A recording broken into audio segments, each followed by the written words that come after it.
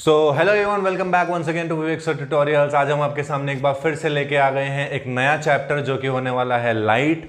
इस बार के करिकुलम के हिसाब से टर्म 1 में लाइट जो चैप्टर है वो इंक्लूडेड है, और जो हमने लास्ट चैप्टर किया इलेक्ट्रिसिटी वो इंक्लूडेड नहीं है unfortunately, but nevertheless term second में इलेक्ट्रिसिटी एडेड है। हम इस बार का पहला चैप्टर कंसिडर कर सकते हैं इसको टर्म 1 का। लाइट चैप्टर आज से स्टार्ट करने वाले हैं, जो कि यूनिट एक बहुत इंपॉर्टेंट यूनिट है क्लास 12th में, ऑप्टिक्स नाम से। वहां से कहीं ज़्यादा कनेक्टेड ये रहेगा। तो यहां से हम पूरी कोशिश करेंगे कि आपका जो ऑप्टिक्स है वो दो पार्ट्स में डिवाइडेड है, ray optics and wave optics. तो जो फर्स्ट पार्ट है उसका रे ऑप्टिक्स क्लास 12th में, वहां पर इसका बहुत इंपॉर्टेंट रोल है जो आप 10th क्लास में लाइट चैप्टर पढ़ते हैं, क्योंकि यहां पर आपके पास दो फिनोमेना आते हैं, एक होता है रिफ्लेक्शन एंड दूसरा होता है रिफ्रैक्शन, जो कि ऑप्टिक्स में इंक्लूडेड है। ठीक है, तो इसीलिए क्लास 10 से वो बेस स्ट्रॉन्ग कर दिया जाता है ताकि 12th में जब आप पहुंचे तो आपको ज़्यादा दिक्कत ना हो। तो हम भी फिर यहीं से आज शुरुआत करेंगे, रिफ्लेक्शन से स्टार्ट करेंगे, रिफ्रैक्शन की तरफ जाएंगे। रिफ्रैक्शन में हम डील करते हैं लेंसेज के साथ, और रिफ्लेक्शन में हम डील करते हैं मिरर्स के साथ। तो अब आज से जो चैप्टर हमारा स्टार्ट होने वाला है लाइट, इसमें हम रिफ्लेक्शन से स्टार्ट करते हुए देन हम रिफ्लेक्शन की तरफ, रिफ्रैक्शन की तरफ चलेंगे। तो चलिए शुरू करते हैं बिना किसी देर के। सबसे पहली बात, व्हाट इज लाइट। ऑलरेडी लिखा हुआ है, what is light basically a form of energy, जिसकी वजह से आप क्या कर सकते हो, अपने चारों तरफ जो भी चीजें हैं, चाहे आप मुझे देख पा रहे हैं, चाहे आप अपने कमरे में जो भी चीजें रखी हुई हैं, whether it is books, whether it is table, bed, TV, laptop, कोई भी चीज है, कोई भी चीज जो आपके चारों तरफ है वो आपको सिर्फ इसी वजह से दिख रही है क्योंकि आपके चारों तरफ लाइट प्रेजेंट है। अगर मैं यहां लाइट बंद कर दूं तो पूरा का पूरा अंधेरा हो जाएगा, राइट। तो ये जो चीज है ये क्या है, लाइट। लाइट एक एनर्जी है जो अलाउ करती है हमारी आंखों को, because eye is the source in our body, जिसकी वजह से हम क्या करते हैं, ऑब्जेक्ट को अपने चारों तरफ देख सकते हैं। तो बेसिकली लाइट वो एनर्जी की फॉर्म है जो हमको अलाउ करेगी कि हमें प्रॉपरली क्या हो, चारों तरफ अपने दिखे, कोई भी ऑब्जेक्ट हो वो दिखे। क्वेश्चन ये आता है कि दिखता कैसे है, ऑलराइट, मतलब कोई चीज है तो वो हमें दिखेगी कब। ये तो हमें पता है कि हम लाइट बंद कर देंगे तो ऑब्जेक्ट दिखना बंद हो जाएंगे, पूरा अंधेरा हो जाएगा, डार्क हो जाएगा। ये होता कैसे है, लाइट हमारा हेल्प कैसे करती है कि हम जो है उस ऑब्जेक्ट को पर्टिकुलरली देख लें। तो होता यह है कि जब किसी ऑब्जेक्ट पे लाइट पड़ती है, फॉर एग्जाम्पल आपके पास एक बॉक्स है, ठीक है, अभी यहां पर एक बॉक्स रखा हुआ है, ये एक बॉक्स है, और यहां से सनरेज आ रही हैं। Now there is no other source, बस यहां से क्या आ रही है आपके पास, सनरेज आ रही हैं। जब सनरेज इस पे पड़ेंगी, जब सनरेज उस बॉक्स पे पड़ेंगी, तो वो बॉक्स इन रेस को चारों डायरेक्शंस में क्या कर देगा, फैला देगा। इससे आने वाली लाइट रेस को ये चारों डायरेक्शन में क्या कर देता है, स्प्रेड आउट कर देता है, जिसकी वजह से आप किसी, सपोज आप यहां खड़े हो, ये आप हो, तो ये लाइट रेस जो है ये आपकी आईज में चली जाती हैं, ठीक है, और वहां से आपको वो ऑब्जेक्ट दिखता है। बॉटम लाइन, आपको कोई ऑब्जेक्ट सिर्फ और सिर्फ तब दिख सकता है जब उस ऑब्जेक्ट से एक लाइट आपकी आंखों में एंटर करे। द मोमेंट अगर उस ऑब्जेक्ट ने लाइट भेजी है आपकी आंखों में, तभी आपको वो ऑब्जेक्ट दिख सकता है, अदरवाइज वो ऑब्जेक्ट आपको नहीं दिखेगा, दैट इज फॉर श्योर। ठीक है, मतलब अगर मैं लाइट बंद कर दूं तो ऑब्जेक्ट तो बहुत सारे हैं, लेकिन लाइट जो है वो कोई ना कोई भी ऑब्जेक्ट वहां से रिफ्लेक्ट करके आपकी आंखों में नहीं डालेगा। लाइट ऑब्जेक्ट से आनी चाहिए आपकी आंखों में, बदले में तभी आपको वो ऑब्जेक्ट दिखता है, अदरवाइज नहीं दिखता है। अगर आपको ये बोर्ड दिख रहा है इस समय, इसका मतलब ये है कि इस बोर्ड पे लाइट आ रही है, कहीं से भी आए, आ रही है, और ये बोर्ड आपके कैमरे पे, आई में वो क्या कर रहा है, वो लाइट को फेंक रहा है, जिसकी वजह से आपकी आई पे वो लाइट आ रही है, और क्या हो रहा है, वो चीज आपको ऑब्जेक्ट दिख पा रहा है। तो कोई भी ऑब्जेक्ट के दिखने की, विजिबल होने की कंडीशन यही होती है कि आपको ये पता होना चाहिए कि उस लाइट, वो जो ऑब्जेक्ट है उससे जो लाइट आ रही है वो आपकी आंखों में आनी चाहिए। अगर वो ऑब्जेक्ट लाइट एमिट नहीं कर रहा है, अब एमिशन ऑफ लाइट का मतलब समझिए, यहां पे लाइट एमिट करने का मतलब है प्रोड्यूस करना, एक तरीके से एमिशन ऑफ लाइट। जो लाइट एमिट कर रहा है बेटा, emission of light can be its own, ठीक है, या तो वो खुद की लाइट एमिट करेगा, या तो वो क्या करेगा, खुद की लाइट एमिट करेगा, या फिर can take someone else's light. या तो किसी और ऑब्जेक्ट की लाइट लेके तब वो आपको देगा, आपकी आंखों में पहुंचाएगा वो लाइट। तो दो तरीके हो सकते हैं, या तो ऑब्जेक्ट ऐसा हो कि उसकी खुद की लाइट हो, जैसे कौन कौन से होते हैं, जैसे एक बल्ब हो गया आपका, सन हो गया आपका, स्टार्स हो गए आपके, कैंडल हो गई आपकी, ये सब क्या होते हैं, ये वो ऑब्जेक्ट्स हैं जो अपनी लाइट खुद एमिट करेंगे। मतलब इनको किसी और की जरूरत नहीं है कि कोई और पहले आके लाइट हमको देगा, फिर हम उस इंसान की आंखों में डालेंगे वो लाइट, तब जाके क्या होगा, वो इंसान हमको देखेगा। नहीं, इनके पास अपना ऑब्जेक्ट, अपनी लाइट है इन ऑब्जेक्ट्स के पास, ये खुद से खुद उसको एमिट करते हैं डायरेक्ट। इंसान जिसको दिखाना है कि हाँ भाई हमको देख, तो उसकी आंखों में पहुंचाते हैं और अपने आप उसको विजिबल हो जाता है। ठीक है, ऐसे ऑब्जेक्ट्स जिनकी खुद की लाइट एमिट होती है, जैसे ये हैं, जिनकी खुद की लाइट एमिट होती है, इनको बोला जाता है ल्यूमिनस ऑब्जेक्ट्स। क्या कहेंगे इनको? Luminous objects which emit their own light.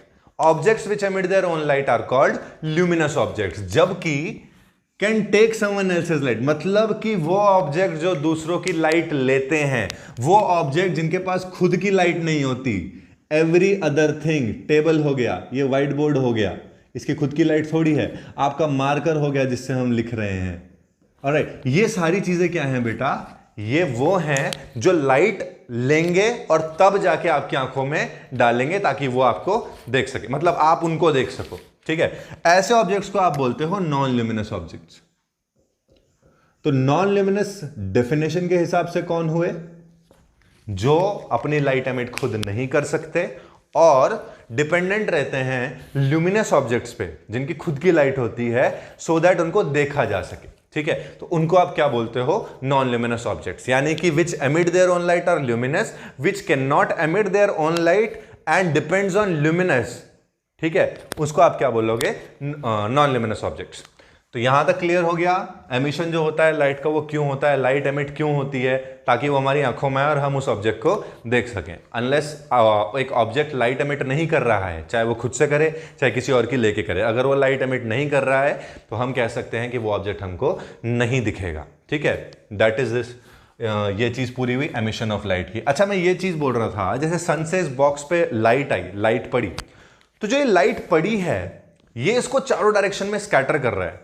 ठीक है, इसका एक केस होता है, ये ऑल डायरेक्शंस में भी कर सकता है, मतलब स्कैटरिंग जो है, मतलब फैलाना, लाइट को जो वो फैला रहा है, स्कैटरिंग ऑफ लाइट जो हो रही है, जब इस पे लाइट पड़ी इस बॉक्स पे, और ये जो लाइट फैल रही है एक तरीके से, ये स्कैटरिंग ऑफ लाइट दो कंडीशन पे डिपेंड करती है, या तो ये ऑल डायरेक्शंस में होगी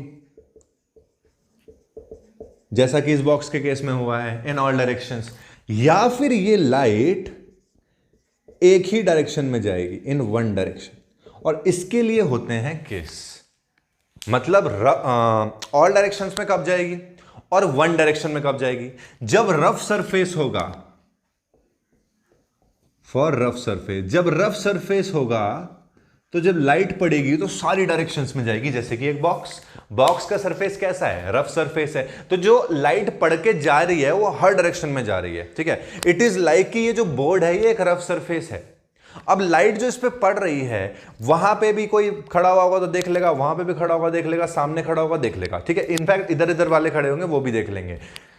ऑल डायरेक्शंस में लाइट जा रही है, आंखें जिधर भी हों, इधर इधर इधर इधर इधर, किधर भी, ऊपर भी, कहीं भी आंखें हों वो उसको देख लेंगे। ठीक है, लेकिन वन डायरेक्शन में लाइट कब जाती है? जब सरफेस कैसा हो? स्मूथ हो। So for a smooth surface जो स्कैटरिंग होती है वो क्या होती है? सिर्फ एक डायरेक्शन में होती है, जैसे मिरर। अब मिरर आपको दिख गया सामने से, कोई उधर खड़ा होगा उसके पास लाइट नहीं जाएगी, क्यों? तो वो मिरर को देख नहीं सकता ना सामने से, मतलब उसको दिख तो जाएगा कि वहां शीशा है, लेकिन उसको खुद की इमेज नहीं दिखेगी। लाइट जो है वो यूनिडायरेक्शन होती है स्मूथ सरफेस के लिए, जो स्कैटरिंग होती है, रिफ्लेक्शन अभी नहीं बोल रहा हूं क्योंकि जब आएगा तब बात करेंगे उसमें। जो स्कैटरिंग हो रही है लाइट की वो यूनिडायरेक्शन होती है for a smooth surface, uni मतलब एक डायरेक्शन में जाती है वो स्मूथ सरफेस के लिए, और अगर सरफेस रफ हो तो वो मल्टीपल डायरेक्शंस में स्कैटर हो जाती है। ठीक है, तो यहां पर ये था स्कैटरिंग ऑफ लाइट का। एमिशन ऑफ लाइट मैंने आपको बता दिया, स्कैटरिंग ऑफ लाइट बता दिया, ल्यूमिनस एंड नॉन ल्यूमिनस हो गया। ठीक है, अब आती है बारी नेचर ऑफ लाइट की, दैट जो लाइट है उसका नेचर कैसा है। सबका नेचर होता है ना, एग्रेसिव नेचर होता है, काम नेचर होता है, हैप्पीली एवर आफ्टर नेचर होता है, बहुत सारे नेचर होते हैं। सिमिलरली लाइट भी आपके पास एक ऐसी फॉर्म ऑफ एनर्जी है जिसका अपना एक नेचर होता है, ठीक है। लाइट जो होती है बहुत स्टडी की गई, बहुत साइंटिस्ट ने बहुत बार स्टडी करी, बहुत इसके बारे में एक्सपेरिमेंट्स हुए, अलग अलग चीज में इसको जस्टिफाई किया गया, एंड तब जाके कुछ एक ग्रुप बट गए, 2 ग्रुप बट गए अलग अलग, ठीक है। कुछ ने बोला कि लाइट का जो नेचर है वो वेव नेचर शो करता है, लाइट एक वेव नेचर शो कर रहा है, कुछ ने कहा, और कुछ ने कहा कि लाइट पार्टिकल नेचर शो कर रहा है।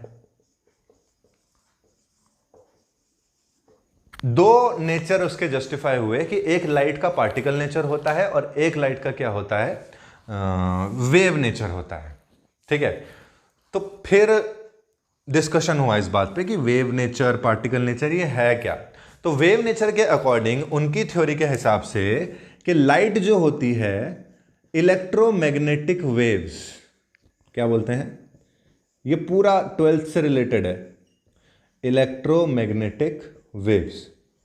उन्होंने कहा लाइट इस फॉर्म में होती है, लाइट जो होती है is in the form of electromagnetic wave, और इसको किसी मीडियम की जरूरत नहीं होती, do not requires medium for propagation, उसको जरूरत ही नहीं है।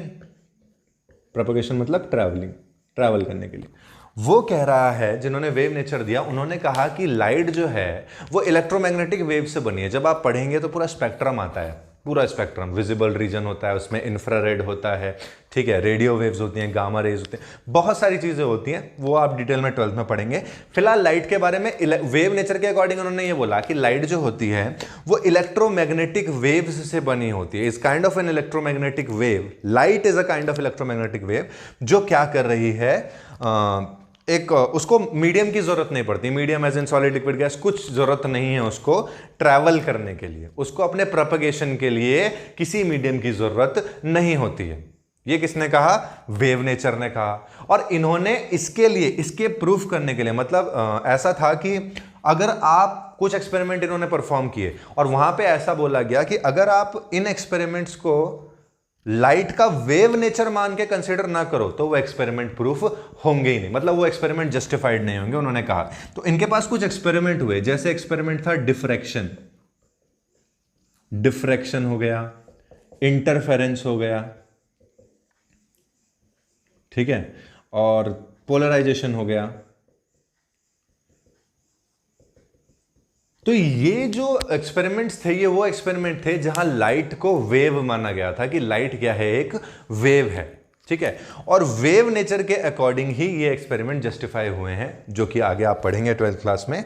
ये जो एक्सपेरिमेंट्स थे, जब तक लाइट को वेव नेचर ना माना गया जाता तब तक ये एक्सपेरिमेंट प्रूफ नहीं हो पाते। तो उन्होंने कहा कि हाँ, लाइट क्या होती है, एक वेव है, ठीक है, light is a wave.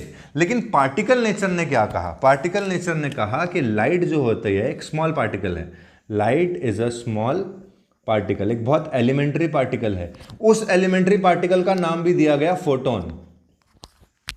Light का जो बेसिक, लाइट को अगर किसी जस्टिफाई कर दिया कि लाइट क्या है, तो बेसिकली एक सबसे एलिमेंट्री, सबसे छोटा पार्टिकल जो है लाइट का, उसको आप क्या बोलते हो, फोटोन बोलते हो। तो उसमें स्मॉल पार्टिकल है फोटोन, ठीक है, छोटे छोटे ऐसे पार्टिकल से बनी होती है light, and travels in a straight line. उन्होंने कहा कि ये एक स्ट्रेट लाइन में ट्रेवल करती है,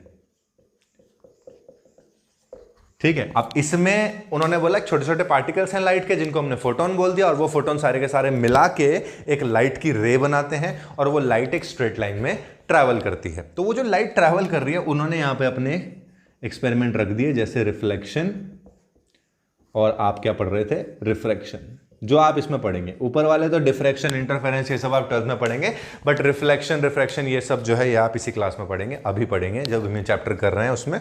तो यहां पे उन्होंने बोला कि जो लाइट है उसका पार्टिकल नेचर है, छोटे छोटे पार्टिकल से बनी है, जिसको हमने फोटोन बोला है, और ये सारे के सारे एक स्ट्रेट लाइन में ट्रैवल करते हैं, ठीक है। तो यहां पर ये चीज डिस्कस हुई। उसके बाद उन्होंने कहा कि अगर नीचे वाले एक्सपेरिमेंट हम पार्टिकल नेचर कंसीडर करके ना करें, उन्होंने बोला कि अगर हम रिफ्लेक्शन कर रहे हैं, रिफ्रैक्शन कर रहे हैं, अगर हम ये ना माने कि लाइट जो है पार्टिकल नेचर की है, तो ये जो एक्सपेरिमेंट हैं ये प्रूफ नहीं होंगे, ये वाले एक्सपेरिमेंट प्रूफ नहीं हो पाएंगे अगर हम लाइट का पार्टिकल नेचर ना माने तो उन्होंने बोला ये भी ठीक है। तो ऊपर वाला एक्सपेरिमेंट भी ठीक हो गया, जबकि डिफ्रैक्शन क्या है, छोटे छोटे एजेस से लाइट का मुड़ना, और नीचे वाला क्या कह रहा है कि लाइट जो है वो स्ट्रेट लाइन में चलती है, ठीक है ना। तो यहां पर दोनों ने आपस में एक दूसरे को कॉन्ट्राडिक्ट किया, जबकि दोनों सही भी थे, वेव नेचर भी सही है और पार्टिकल नेचर भी सही है, लेकिन फिर भी दोनों आपस में एक दूसरे को कॉन्ट्राडिक्ट कर रहे थे। इसीलिए माना गया कि चलो वेव नेचर भी सही है अपनी जगह और पार्टिकल नेचर भी सही है। That means light act accordingly. यह बहुत इंपॉर्टेंट चीज है कि लाइट जो है वो अकॉर्डिंगली एक्ट करती है, समझ रहे हो। लाइट जो है वो जैसी रिक्वायरमेंट होती है वो उस हिसाब से बन जाती है। मतलब अगर उसे पार्टिकल की जरूरत है वहां पे, मतलब लाइट को अगर पार्टिकल की तरह बिहेव करना है तो लाइट पार्टिकल बन जाएगी, और लाइट को अगर वेव की तरह बिहेव करना है तो लाइट वेव भी बन जाएगी। बट इट डिपेंड्स कि लाइट को क्या बनना है या वहां पे किस चीज की रिक्वायरमेंट है, तो वो चीज वहां पे बन जाती है, ठीक है। तो यहां से वेव नेचर को भी अप्रूवल मिल गया कि चलो लाइट का वेव नेचर होता है, और पार्टिकल नेचर को भी अप्रूवल मिल गया कि लाइट का पार्टिकल नेचर होता है। तो यहां से एक मॉडर्न थ्योरी लाए, फिर वो यहां से क्या लाए, फिर वो एक मॉडर्न थ्योरी लाए लाइट की, मॉडर्न थ्योरी ऑफ लाइट, जो मॉडर्न फिजिक्स में पढ़ी जाती है।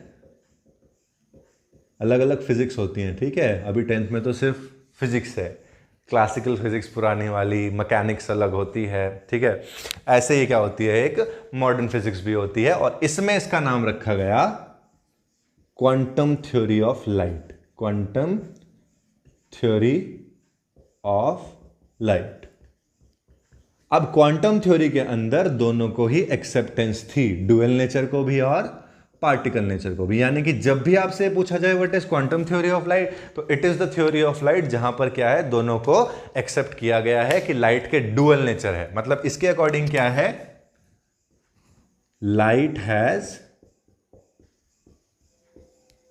डुअल नेचर, डुअल मतलब डबल, ठीक है। क्वांटम थ्योरी ऑफ लाइट के अकॉर्डिंग लाइट का जो होता है वो डबल नेचर होता है, वेव भी और पार्टिकल भी, and it acts accordingly to whatever necessary situation वहां पे दी हुई है कि अगर उसको वेव की तरह परफॉर्म करना है तो light will perform as wave. जैसे डिफ्रैक्शन है, अब डिफ्रैक्शन के एक्सपेरिमेंट जब आप करेंगे तो वहां पर लाइट पार्टिकल की तरह बिहेव कर ही नहीं सकती, क्योंकि उसे मुड़ना होता है, और इसके अकॉर्डिंग लाइट स्ट्रेट लाइन में है। तो यहां पर आपको लाइट को क्या मानना पड़ेगा, एक वेव मानना पड़ेगा। सिमिलरली रिफ्लेक्शन में क्या होता है, स्ट्रेट लाइन में ट्रेवल करना पड़ता है, स्ट्रेट लाइन के अलावा वेव को नहीं मान सकते, ठीक है। तो यहां पर क्या होता है, पार्टिकल की तरह माना जाता है। तो इट डिपेंड्स कि एक्सपेरिमेंट कौन सा है और उसके अकॉर्डिंग उसको कंसिडर किया जाता है कि वो पार्टिकल नेचर है या फिर वेव नेचर है, ठीक है। ठीक है, इतना क्लियर हो गया, आई होप समझ आ गया होगा इतना। तो इसके बाद जो हम पढ़ेंगे वो है रिफ्लेक्शन ऑफ लाइट। यहीं से हम स्टार्ट कर देंगे, रिफ्लेक्शन ऑफ लाइट। अब रिफ्लेक्शन ऑफ लाइट क्या है, मतलब कैसे वो रिफ्लेक्ट कर रहे हैं। जो अभी तक मैं बोल रहा था ना कि लाइट उसके सरफेस पे आ रही है और स्कैटर हो जा रही है ऑल डायरेक्शन में, उसी को आप क्या कहते हैं, रिफ्लेक्शन। मतलब कि लाइट का एक सरफेस पे पड़ना, चाहे वो सरफेस प्लेन हो चाहे रफ हो, that is the other situation. लेकिन लाइट का किसी सरफेस पे पड़ना और पड़ने के बाद उसका फैल जाना या बाउंस बैक कर जाना, उसको आप क्या बोलोगे, रिफ्लेक्शन बोलोगे। जैसे आपके पास सपोज कीजिए यहाँ पे एक सरफेस है, ये हम मान लेते हैं एक प्लेन सरफेस है, ठीक है। अभी रफ स्मूथ की बात नहीं कर रहे हैं, अभी सिर्फ एक बात कर रहे हैं कि ये क्या है, एक प्लेन सरफेस है, ठीक है। वैसे टेक्निकली देखा जाए तो ये एक प्लेन सरफेस है। अभी मान लीजिए एक प्लेन सरफेस है और प्लेन सरफेस पे एक लाइट पड़ती है ऐसे, ठीक है। तो वो जो लाइट इस पे पड़ रही है, किसी सोर्स से वो लाइट आई है कहीं से और वहां से आके वो इस पे पड़ चुकी है, तो ये जो लाइट इस पे पड़ रही है इसका बाउंस बैक होके जाना, जैसे आप बॉल करते हो ना, बॉल मारते हैं ऐसे वॉल पे, या किसी को खेलना होता है तो मतलब दो दोस्त अगर खेल रहे हैं तो एक ऐसे फेंकेगा, मतलब बाउंस करके उसको टप्पा मार के, जिसको बोलते हैं टप्पा मारे खेलेगा, वो कैच करेगा, फिर दूसरा मारेगा, तो वहां से वो क्या होता है, सरफेस पे पड़ती है और बाउंस बैक होकर, तो इसी को रिफ्लेक्शन बोलते हैं। लाइट भी ऐसी काम करती है, वो एक सरफेस पे पड़ती है और वहां से बाउंस बैक होकर वापस हो जाती है। इसी फिनोमिना को आप क्या बोलते हो, रिफ्लेक्शन ऑफ लाइट। तो रिफ्लेक्शन ऑफ लाइट अगर आपको बताना है तो आप ऐसे कह सकते हैं, reflection of light is the bouncing back of light, या सेंडिंग बैक बोल सकते हैं। तो bouncing back of light when it hits a surface. ठीक है, तो इसको आप क्या बोलेंगे? रिफ्लेक्शन बोलेंगे। बहुत सारे फोटोन्स, मैंने बताया आपको, बहुत सारे जो फोटोन्स होते हैं छोटे छोटे छोटे छोटे छोटे, वो एक साथ मिलकर लाइट को डिफाइन करते हैं, मतलब लाइट की एक रे बना देंगे, आप ऐसा कह सकते हैं। अब वो जो रे है, जब वो बहुत सारी रे कंबाइन हो जाएंगी तो क्या बन जाएगी? एक बीम ऑफ लाइट। ठीक है ना, जैसे आप टॉर्च जलाते हो तो एक बीम जाती है ना आगे, जैसे आप अंधेरे में टॉर्च जलाओ, ठीक है, तो एक पर्टिकुलर स्पॉट पे क्या होता है? रोशनी चली जाती है। तो वो जो रोशनी होती है वो क्या है? बीम है। और वो किससे बनी है? बहुत सारी लाइट रेज से बनी है। ठीक है, तो हम बोल सकते हैं कि लाइट रेज के कॉम्बिनेशन से क्या बनती है? बीम ऑफ लाइट बनती है। तो वही बीम ऑफ लाइट जब आपने यहां पे ऐसे स्ट्राइक कराई तो उसके बाद वो यहां से रिफ्लेक्ट हो गई। हम उसमें से एक रे कंसिडर कर लेते हैं ऐसे, और इसमें जो एरो होता है वो लगाना बहुत ज्यादा जरूरी है, बिकॉज एरो जो है वो आपको ये जस्टिफाई करेगा कि लाइट किस डायरेक्शन में जा रही है ना। अगर मैं इस एरो को इधर से करूंगा तो लाइट इधर से आ रही होगी, सरफेस पे हिट होके वो इस तरफ चली जाएगी। ठीक है ना, तो इसको आप रिफ्लेक्शन बोलते हो। लाइट का किसी सरफेस पे पड़ना और वहां से सेंड बैक हो जाना, मतलब वापस चला जाना, उसको आप क्या बोलते हो? लाइट बोलते हो। ठीक, अभी पार्टिकल थ्योरी पढ़ रहे हैं, वेव थ्योरी के बारे में हम कुछ नहीं पढ़ेंगे फिलहाल। हम पार्टिकल थ्योरी के अकॉर्डिंग ही ये पूरा चैप्टर कवर करेंगे। पार्टिकल थ्योरी के अकॉर्डिंग लाइट एक स्ट्रेट लाइन में चलती है। दैट मीन्स लाइट मुड़ नहीं सकती। दैट मीन्स अगर लाइट मेरे सामने ऐसे आ रही है तो ऐसा मेरे पीछे से मुड़ के पीछे लाइट नहीं दिखाएगी। ठीक है, लाइट वहां पे ब्लॉक हो जाती है जहां पे एक ऑब्जेक्ट हो, ओपेक ऑब्जेक्ट हो। ठीक है, ओपेक मतलब जैसे हम ओपेक ऑब्जेक्ट है, तो ओपेक ऑब्जेक्ट अगर कहीं पे है और लाइट आ रही है तो उसकी रेज वहां पे ब्लॉक हो जाती है, वो मुड़ के पीछे नहीं जाती। And that is why shadows बनती है, जैसे पीछे शैडो बन रही है। ठीक है, अभी ये जो शैडो है ये मेरी है। अब मैं इधर हो जाऊंगा हल्का सा, यहाँ पे देखो शैडो नहीं है, क्यों? क्योंकि लाइट डायरेक्टली पड़ रही है इस पे। अगर एक ओपेक सब्सटेंस जैसे कि मैं यहाँ पे खड़ा हो जाऊंगा तो पीछे की तरफ क्या बनेगा? सेम जहां जहां लाइट ब्लॉक हो रखी होगी वहां वहां उसी शेप की क्या बन जाएगी? पीछे शैडो बन जाएगी। और शैडो इसीलिए बनती है बिकॉज लाइट का जो पाथ है वो एक ओपेक सब्सटेंस के द्वारा ब्लॉक कर लिया जाता है। ठीक है, फिलहाल यहां पे हम बात करें रिफ्लेक्शन की। लाइट एक सरफेस पे पड़ी, वहां से रिफ्लेक्ट होके, रिफ्लेक्ट ही बोलेंगे अब तो, वहां से रिफ्लेक्ट होके वो चली जाती है किसी और डायरेक्शन में। ठीक है, लेकिन ये जो डायरेक्शंस हैं ये मल्टीपल भी हो सकती हैं और एक डायरेक्शन भी हो सकती है, मैं आपको ऑलरेडी बता चुका हूं। जैसे ये एक डायरेक्शन है तो ऑब्वियस सी बात है कि ये कैसा सरफेस है? प्लेन, या फिर आप इसे क्या बोल सकते हो? स्मूथ सरफेस बोल सकते हो। ठीक है, वहीं अगर एक रफ सरफेस हो तो रिफ्लेक्शन जो होगा वो मल्टीपल डायरेक्शंस में होगा। आएगी तो लाइट ऐसे, लेकिन डायरेक्शंस जो होंगे वो उसकी ऊपर नीचे इधर उधर हर डायरेक्शन में वो चला जाएगा because of a rough surface. Rough surface में क्या होता है? रिफ्लेक्शन मल्टीपल डायरेक्शंस में हो जाता है। ठीक है, तो यहां पे हम रिफ्लेक्शन की बात कर रहे हैं। अच्छा, रिफ्लेक्शन स्मूथ सरफेस में अगर बात करें तो जो सिल्वर है, सिल्वर एक बेस्ट रिफ्लेक्टर है, मतलब सिल्वर कोई सी भी लाइट को एब्जॉर्ब नहीं करता। जरा सी लाइट भी अगर सिल्वर पे पड़ती है तो वो सारी की सारी वापस भेज देता है। कुछ ऐसी भी चीज होती है लाइट आई तो ये थोड़ी बहुत एब्जॉर्ब भी कर लेगा अपने अंदर, लेकिन सिल्वर मेटल ऐसा मेटल है कि वो बिल्कुल भी लाइट को क्या नहीं करता है? एब्जॉर्ब नहीं करता। वो जितनी लाइट उस पर पड़ेगी वो सबकी सब रिफ्लेक्ट कर लेता है। इसीलिए वो मिरर्स में भी यूज होता है। ठीक है, मिरर्स ऐसा होता है कि मिरर उतना ही अच्छा जितनी ज्यादा वो लाइट को रिफ्लेक्ट करे। ठीक है, इसलिए पहले वो किस में यूज होता था? सिल्वर मिरर्स में, प्लेन मिरर्स में यूज होता था। बट सिल्वर की एक डिसएडवांटेज ये है, दो है एक्चुअली। मेन तो यही है कि वो बहुत महंगा है। दूसरा जो डिसएडवांटेज है वो ये है कि सिल्वर को आसानी से आप स्क्रैच कर सकते हो। अगर वो स्क्रैच हो गया निशान वगैरह लग के तो उसमें सरफेस कैसा हो जाएगा? रफ, और तब होंगे मल्टीपल रिफ्लेक्शंस, और मल्टीपल रिफ्लेक्शंस में एक इमेज क्लियर दिखना पॉसिबल नहीं होता है। तो रफ सरफेस में इसीलिए आपको जो इमेज है वो क्लियर नहीं दिखती है। ठीक है, इसीलिए पहले क्या करते थे, जैसे आपके मिरर्स होते थे ना, जैसे आपका प्लेन मिरर होता था इस तरह से, तो इसमें पीछे की तरफ कोटिंग कर देते थे। यहां पे इस तरह से क्या लग जाता था? सिल्वर लग जाता था। और सिल्वर को प्रोटेक्ट करने के लिए एक रेड कलर की कोटिंग डालते थे, मतलब रेड कलर का उस पर पेंट कर देते थे ताकि वो बचा रहे। एक रेड कलर का यहां पे क्या कर देते थे? कोटिंग कर देते थे। अभी भी करते हैं, लेकिन अब सिल्वर नहीं यूज करते, जैसा मैंने आपको बताया बहुत महंगा है, इसलिए सिल्वर का यूज नहीं करते। Another good reflector is aluminium. तो प्लेन मिरर में कोटिंग के लिए जो यूज कोटिंग जिसपे की जाती है वो क्या है?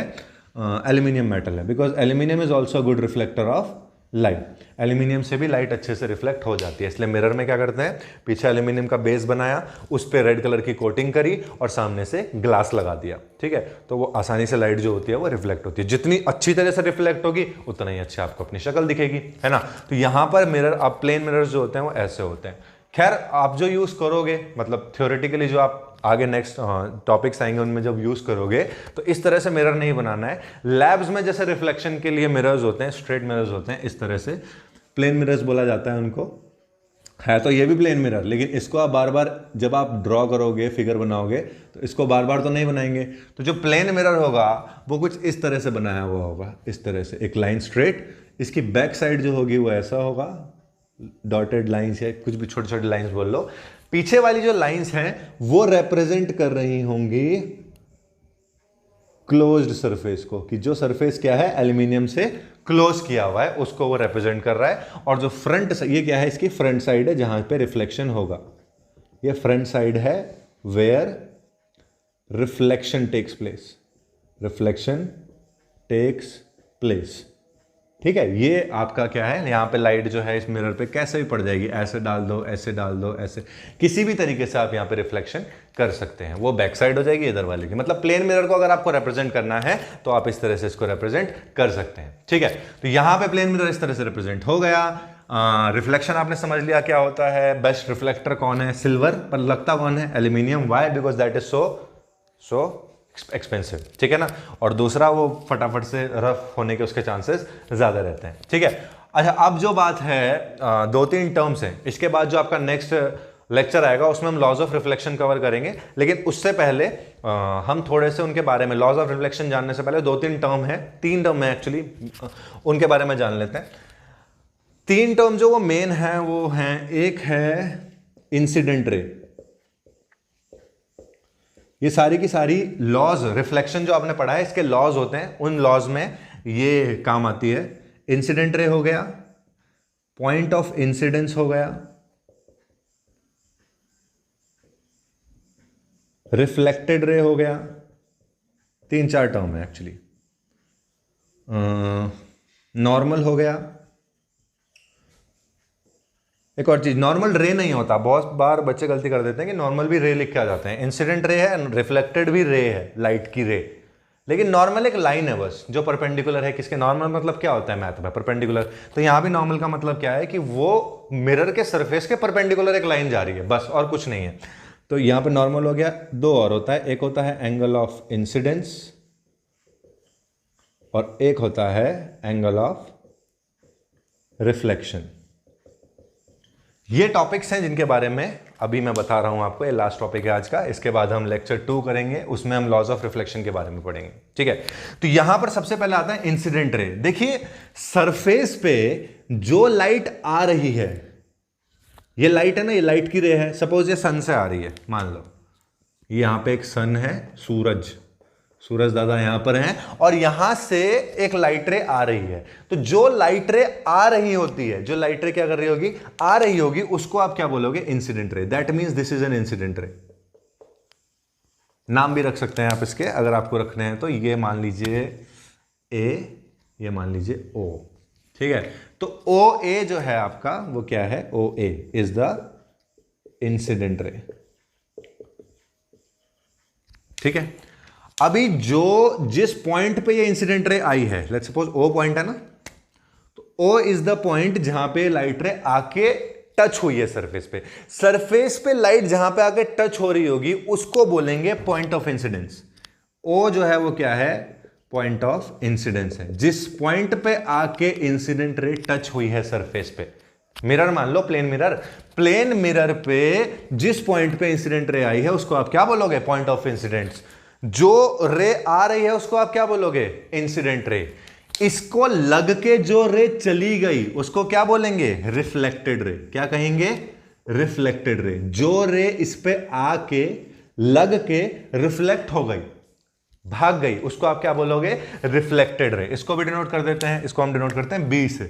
तो यहां पे जो ओ बी हो जाएगा वो कौन है, रिफ्लेक्टेड रे, ठीक है। अब इसकी बात करते हैं। Point of incident ray, reflected ray, तीन हो गए। अब क्या है नॉर्मल। नॉर्मल जैसे मैंने आपको बताया नॉर्मल रे नहीं है, नॉर्मल कोई लाइट की रे नहीं है कि वहां से आके वो इधर चला। Normal is just a line which is perpendicular to the mirror surface. Mirror का सरफेस कैसा है, ये रहा। तो नॉर्मल क्या होगा, यहां से एक लाइन जाएगी ऊपर की तरफ। दिस इज नॉट अ रे, तो एरो बनाने का तो सवाल ही नहीं है। This is a line which is perpendicular to the mirror surface, और इसको आप क्या बोलते हो, नॉर्मल। एन से डिनोट कर देते हैं। ये क्या है, एक नॉर्मल है, एक लाइन है, ठीक है। तो यहां पे हमारा ओ एन जो हो जाएगा वो क्या है, normal. O N is normal, ठीक है। अब आपके पास दो और बचते हैं, एंगल ऑफ इंसिडेंस और angle of reflection. Angle of incidence क्या है, ध्यान से समझना। जो एंगल इंसिडेंट रे और नॉर्मल के बीच में बनता है उसको आप बोलते हो एंगल ऑफ इंसिडेंस। ये वाला ओ ए और ओ एन के बीच में जो एंगल बन रहा है, या फिर ए ओ एन बोल सकते हो, इसको बोलते हैं angle of incidence. Angle A O N is equal to angle of incidence, ठीक है। और जो एंगल बन रहा होगा रिफ्लेक्टेड रे और नॉर्मल के बीच में, रिफ्लेक्टेड रे और नॉर्मल के बीच में जो एंगल है उसको आप बोलोगे angle of reflection. Angle B O N जो होगा एंगल ऑफ रिफ्लेक्शन। इनको आप एंगल आर और एंगल आई भी लिख सकते हैं। एंगल आर मतलब हो जाएगा एंगल ऑफ रिफ्लेक्शन और एंगल आई मतलब हो जाएगा एंगल ऑफ इंसिडेंस। फिर से एक बार, जो लाइट रे आ रही है वो है इंसिडेंट रे, जो लाइट रे यहां से चली जाएगी वो है रिफ्लेक्टेड रे, जिस पॉइंट पे इंसिडेंट रे आई है वो है पॉइंट ऑफ इंसिडेंस, ठीक है। पॉइंट ऑफ इंसिडेंस से या फिर मिरर सरफेस से एक लाइन परपेंडिकुलर जाएगी ऊपर की तरफ, वो होगा नॉर्मल, ठीक है। जो एंगल बनेगा नॉर्मल और इंसिडेंट रे के बीच में एंगल ऑफ इंसिडेंस कहा जाएगा। जो रिफ्लेक्टेड रे और नॉर्मल के बीच में होगा एंगल ऑफ रिफ्लेक्शन कहा जाएगा। ये कुछ टर्म्स हैं जो नेक्स्ट लेक्चर में आपके काम आने वाली हैं। इनको अच्छे से आप पढ़ लीजिएगा, देख लीजिएगा। आई होप आज जितना किया है वो सारा आपको समझ आ गया होगा। कल हम लेक्चर नंबर 2 लेके आएंगे इसका, जो होने वाला है लॉज ऑफ रिफ्लेक्शन। तब तक के लिए थैंक यू वेरी मच, पढ़ते रहिए। Have a good day, thank you.